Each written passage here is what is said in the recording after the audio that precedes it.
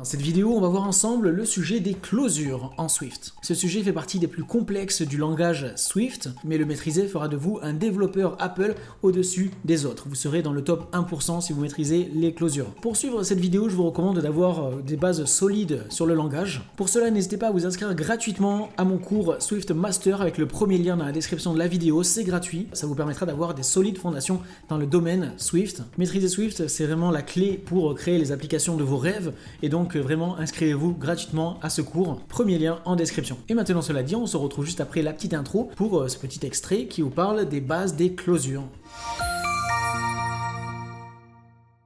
Et du coup, c'est quoi les closures? Concrètement, une closure, c'est une fonction qui n'a pas de nom. Du coup, ça va nous permettre, tout comme une fonction, d'exécuter un bloc de code. Et du coup, je vais vous montrer tout ça avec quelques exemples pratiques directement. C'est parti. On va commencer par créer une variable dans laquelle on va stocker différents jeux vidéo, histoire d'avoir de la data avec laquelle travailler dans les exemples suivants. Donc, on écrit var games égale. Et là, on va faire un petit tableau avec nos différents jeux vidéo. Voilà, donc n'hésitez pas à mettre d'autres jeux si vous voulez, vos jeux préférés. Et maintenant, une fois qu'on a ça, on va partir sur le premier exemple pour comprendre les closures. On va créer une constante, on l'appelle filtered games. Et on va stocker dans cette constante nos différents jeux vidéo, mais avec un certain filtre. On va vouloir créer un nouveau tableau, mais avec uniquement à l'intérieur les jeux vidéo qui commencent par la lettre E. Donc pour ce faire, on peut utiliser sur notre tableau la petite méthode filter qui est directement intégrée aux différents types de collections. C'est directement intégré à Swift. Et donc là, on peut voir que la méthode filter a besoin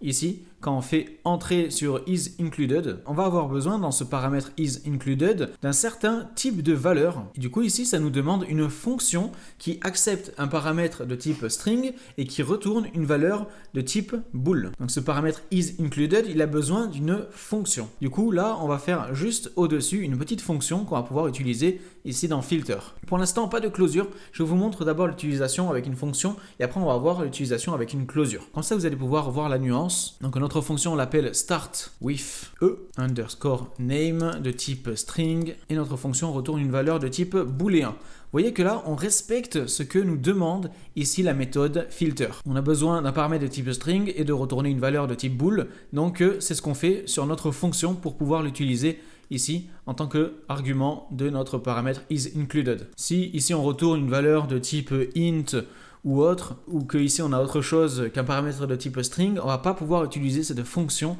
ici en tant qu'argument de notre filtre. On doit vraiment respecter ce que ça nous demande. Et donc notre fonction, elle va nous permettre de faire un test. Cette fonction, elle va être utilisée sur chacun des jeux vidéo. Sur chacun des types string ici, ça va utiliser cette fonction et ça va retourner vrai ou faux en fonction de si oui ou non on doit garder notre jeu dans notre nouveau tableau. Donc là on met return et donc là on va tester notre nom de jeu, donc name.as préfixe. Donc là c'est une méthode qui est directement intégrée là aussi. As préfixe, il y a même as suffixe. Donc as préfixe, ça nous permet de tester si oui ou non ça va retourner vrai ou faux en fonction de ce qu'on va mettre ici. Moi je vais vérifier si ça commence par la lettre E majuscule. Donc là, si notre jeu commence par un E majuscule, ça retourne vrai.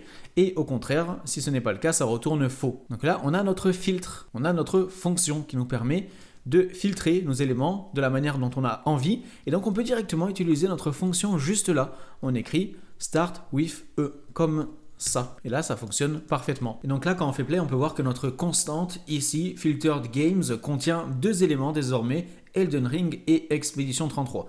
Donc, notre filtre a bien fonctionné. Et encore une fois, ici, on n'a pas utilisé encore une closure. On a utilisé une fonction parce que c'est ce qu'avait besoin notre petite méthode filter. Et donc maintenant, à la place de faire cela, à la place de créer une fonction et de l'utiliser ici, on va directement écrire notre code de filtre directement ici. Donc on va déjà créer une autre constante filtered games2 égale à games.filter. Et donc là, on va pas utiliser une fonction. À la place, on va ouvrir les accolades comme ça et on fait entrer. On va directement écrire à l'intérieur de nos accolades comment on souhaite filtrer nos différents éléments de notre tableau games.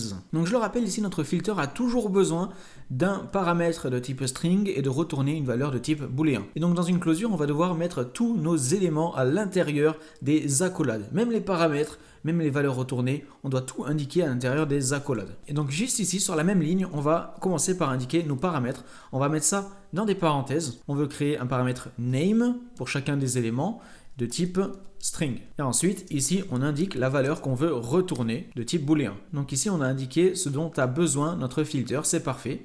Donc ici, maintenant, on va ajouter le mot-clé in pour faire la séparation entre nos paramètres et les valeurs retournées et ce que va faire la closure. Et donc ici, ça va faire exactement la même chose que dans notre fonction ci-dessus. On va retourner vrai si notre jeu commence par la lettre E majuscule et faux dans le cas contraire. Et là, ça fonctionne. Donc ce code ici même et celui-là, ça fait exactement la même chose, sauf que là, ici, on a utilisé une closure. Donc ici, on n'a pas besoin de créer de fonction à part, on peut directement écrire notre code ici avec des accolades à l'intérieur de nos parenthèses. Mais attention, pour que ça fonctionne, il faut encore une fois, je le répète, respecter ce dont a besoin notre filter. Il a besoin d'un paramètre de type string et de retourner une valeur de type bool. Et donc ça, c'est dans le cas de la méthode filter. Et on va voir après d'autres exemples de méthodes. Mais avant ça, on va voir comment simplifier encore plus la syntaxe. On peut avoir exactement le même résultat, mais avec encore moins de lignes de code. On va pouvoir faire ça avec une seule ligne. Donc je vous montre ça avec une autre constante, filtered games 3. Je fais ça à chaque fois, je crée différentes constantes pour pouvoir garder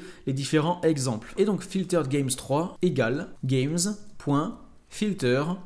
Et donc là, ici, on va tout faire sur une seule et même ligne. Pour commencer, on va partir sur la même base que ce qu'on a fait juste au-dessus, comme ça. Et donc là, on va supprimer des éléments petit à petit. Premièrement, déjà, on peut enlever le mot-clé return. On n'a qu'une seule ligne de code dans notre closure, donc forcément, ça va retourner cette valeur-là. Donc pas besoin du mot-clé return. Ensuite, ici, voyez qu'on a spécifié les types de valeurs. On a précisé que c'était de type string. On a précisé que ça allait retourner une valeur de type bool. Mais on va pouvoir enlever ça. Dans ce cas-là, Swift va pouvoir par lui-même déduire les types de valeurs. Vu que là, déjà, on retourne une valeur de type booléen, ici, écrire cela, ça retourne toujours vrai ou faux. Du coup, on n'a pas besoin, ici, de l'indiquer. On peut enlever ça. Et du coup, ici, on n'a pas besoin de préciser que chacun de nos éléments de notre tableau games est de type string. Il peut le voir par lui-même. Donc, on peut enlever string ici, les deux points et même les parenthèses. Hop! On a juste à indiquer le nom du paramètre qu'on va utiliser dans notre closure. Et donc là, c'est beaucoup plus court et du coup, on peut mettre tout ça sur une seule et même ligne comme ça. Voilà. Donc là, déjà, c'est beaucoup mieux. Mais on va voir qu'on peut faire exactement la même chose, encore une fois, mais avec un code encore plus court. On revient en dessous. Filtered games 4 égale, toujours pareil, games.filter. Et on va partir là aussi sur la même base, sur ce qu'on a juste au-dessus ici. Voilà, parfait. Donc et maintenant, ici, on précise, comme on peut le voir, un paramètre qui a pour nom name. Mais sachez qu'on n'est pas obligé de faire cela. On n'est pas obligé de créer un paramètre de type name. Directement, ce qu'on peut faire à la place, c'est enlever tout ça, name in name. On peut directement écrire $0.as préfixe E. Donc là, ça fait exactement la même chose, encore une fois. Là, quand on fait filter, ça passe en revue chaque élément les uns après les autres. Ça commence par Fallout, après Skyrim, Elden Ring, GTA, tout ça. Et donc, quand ça commence à filtrer, $0 est égal à Fallout. Donc, ça vérifie, oui, non, est-ce que ça l'ajoute ou pas. Et après, ça passe au suivant. $0 est égal à Skyrim. Et donc, le $0, ça nous évite de préciser un nom ici pour notre paramètre. Et maintenant, on va raccourcir une toute dernière fois notre code. Je vous montre un tout dernier élément de ce côté-là. Filtered games 5 égale games.filter. Et donc là, on va même pouvoir, dans ce cas-là, supprimer les parenthèses. On va pouvoir directement mettre notre closure ici. $0.as préfixe E. Même pas besoin des parenthèses dans ce cas-là. Donc on appelle ça une trailing closure, ça sera le sujet de la prochaine vidéo. Et c'est la fin de cette vidéo sur les bases des closures. N'hésitez pas à vous inscrire si ce n'est pas déjà fait avec le premier lien dans la description de la vidéo à mon cours Swift Master.